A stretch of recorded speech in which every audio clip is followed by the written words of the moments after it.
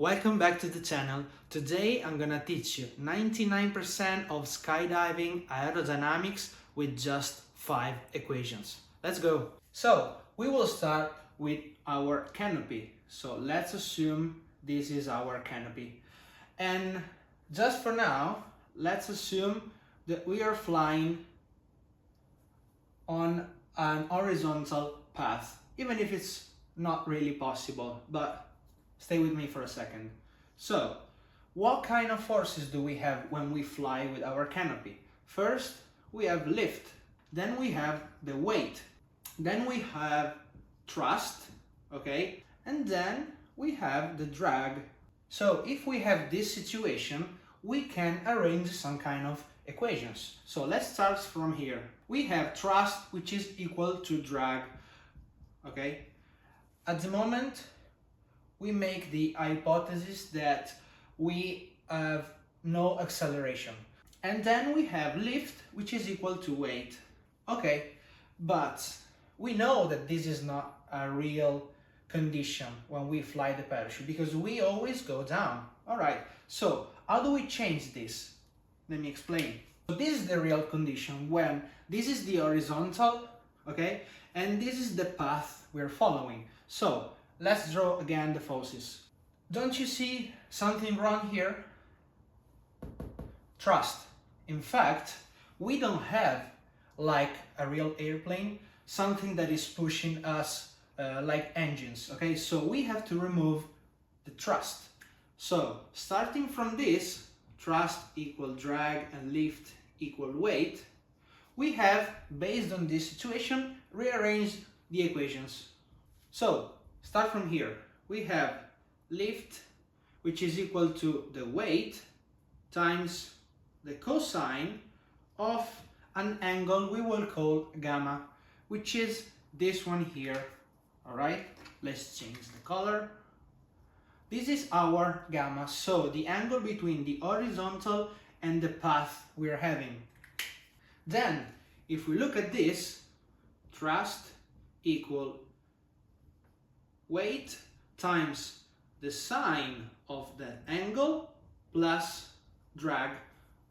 Okay, why we have the weight also in this equation? Because a little piece of the component that we have with the weight goes also here, okay? It's like having drag plus the weight against the thrust. But as I said, we don't have any kind of thrust because we don't have any engines. So these two equations are the first things that you have to know. Okay, those are the two equations that I want you to focus on. Now, what can we use these equations for? Let's focus on the first one for a second. If we rearrange this equation, we will get something like this, which is the sine of the angle is equal to the ratio between drag and weight. But we know that weight is always positive, as well as the drag. In fact, we have never had a condition in real life where drag is negative. So if these two are positive, that means that this whole portion is negative. And that means, because we have an equation, that this term here is negative as well. If the sine is negative, the angle inside of it is negative as well. So all this mess, all this equation, just to understand that the angle we are flying it is always negative.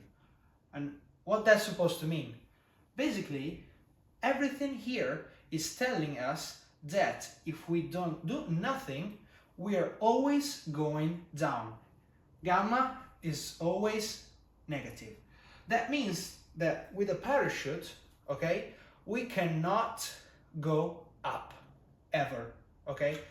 Different story is with paragliding and different materials that you can use, but mathematics is telling us we are always going down because this angle here is going to be always negative, okay?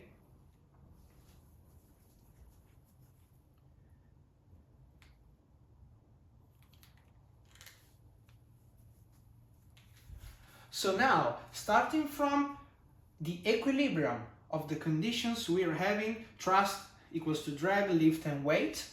Now we removed the thrust, we end up with this system of equation, and these are the first two equations you have to remember, okay?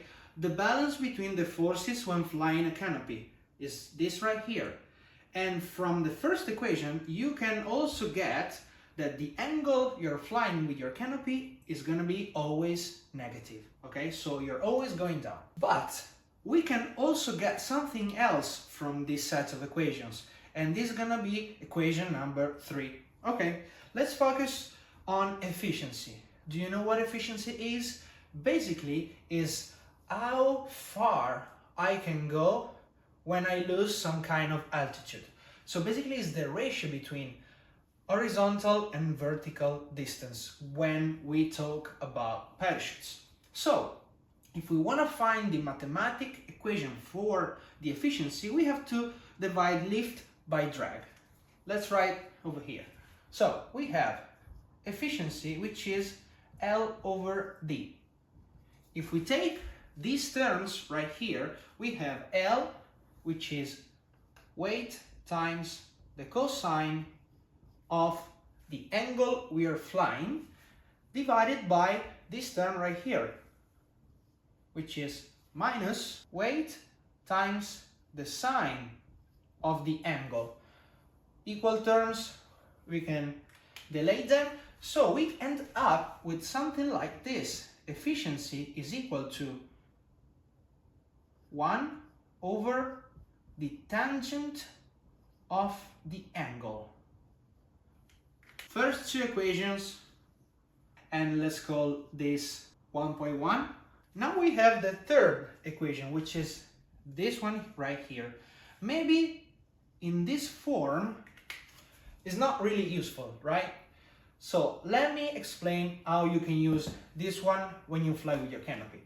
Let's imagine that you're flying with your canopy and you are right here. This is the altitude you're flying and this is the ground, okay?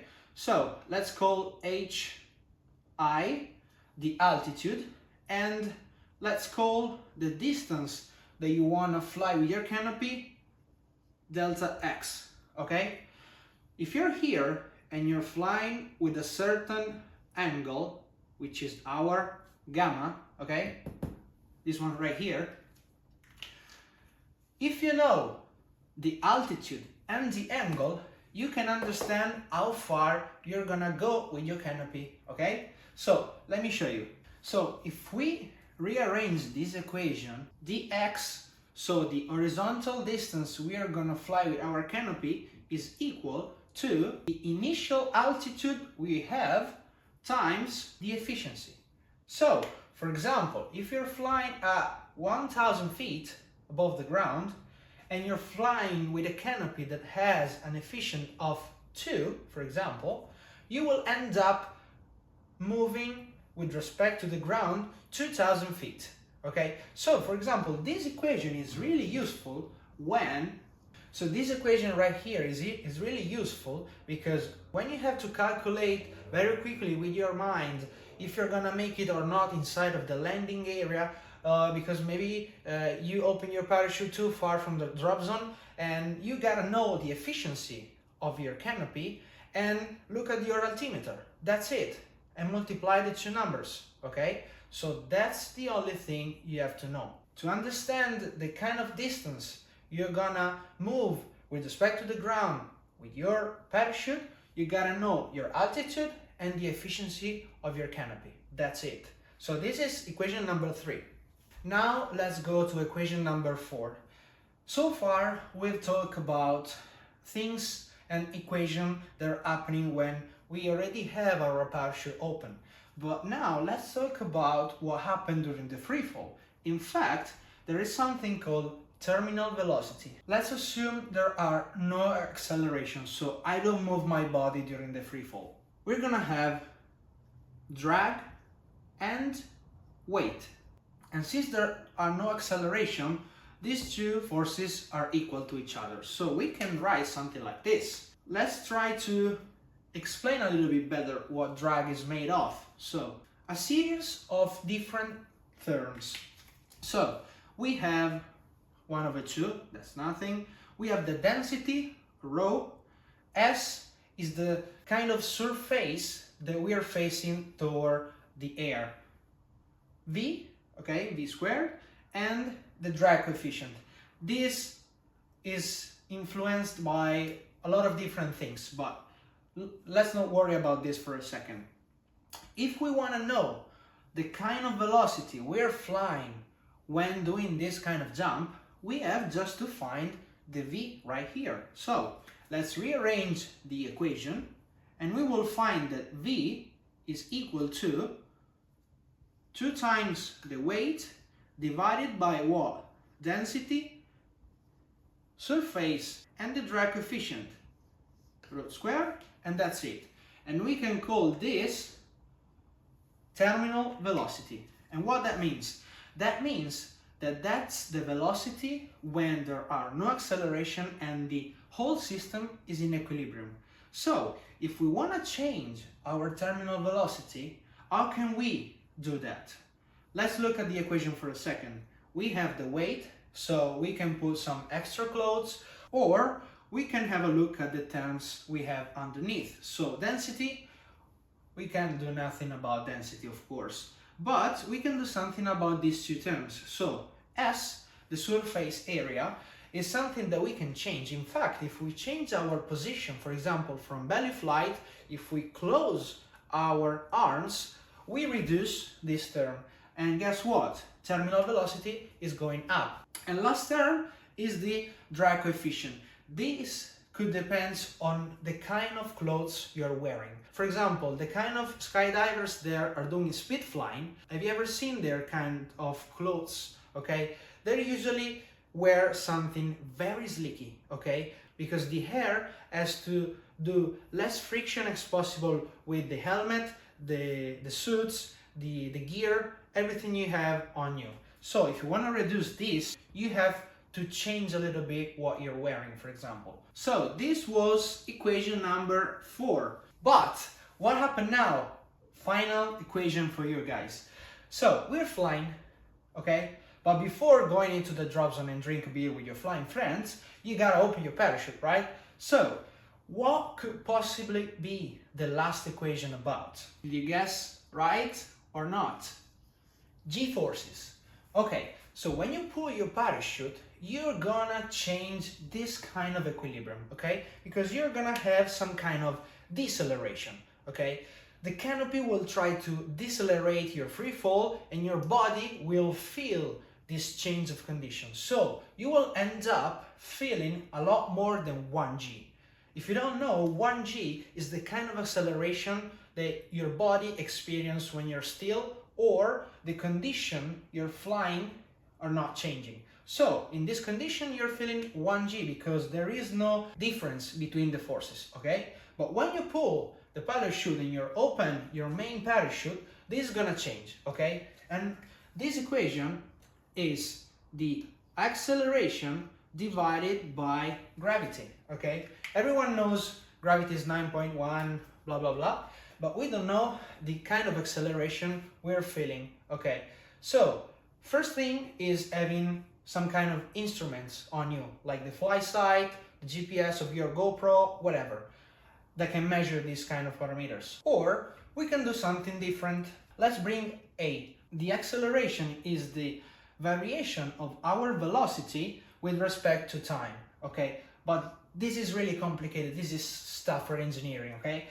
Let's go back a little bit and try to find something simpler, okay? So we can take intervals. So for example, if you have the initial and final velocity and the initial and final time, with this you will end up with the acceleration. So let me give you a numerical example, okay? So you're flying at 70 miles per hour, okay? But after you open your parachute, after a few seconds, you're flying, let's say, at 5 miles per hour. And everything happened in 2 seconds, okay? So the interval of time is 2 seconds. The difference between initial and final velocity is this one here. So you will end up with minus 31.5 meters per second square. If you put this number here and divide it by the gravity, you will have the amount of G's you're feeling when open your parachute. So let's finish the math. We will end up with